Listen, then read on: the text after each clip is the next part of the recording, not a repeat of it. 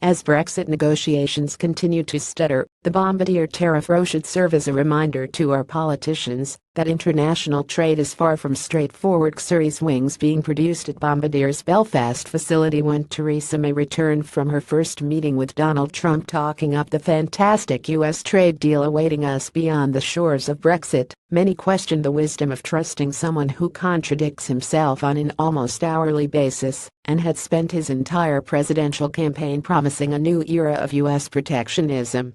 Though no trade deal has yet been done, the current Boeing-Bombardier dispute is the first serious test of this relationship, and with the spat threatening to turn into an all-out trade war, the PM's early confidence is looking all the more misplaced.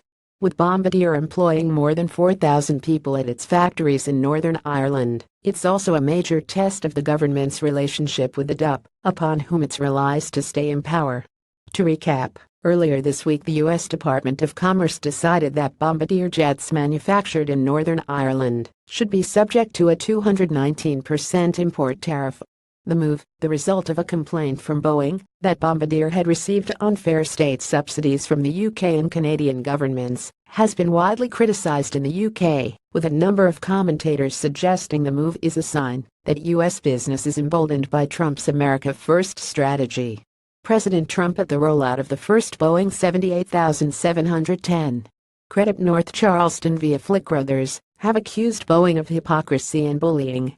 The company is no stranger to government support itself and doesn't produce commercial aircraft as small as the Surrey's jets that triggered the dispute in the first place.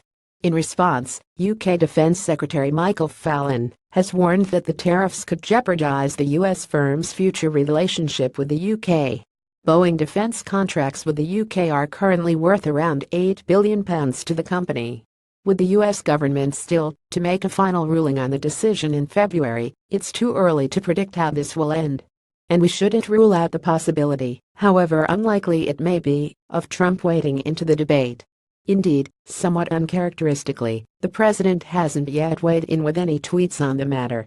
Perhaps it's wishful thinking, and he's simply been too busy trolling the NFL and North Korea. But this might be a sign of hope for the thousands of UK workers directly and indirectly employed by Bombardier's aerospace division.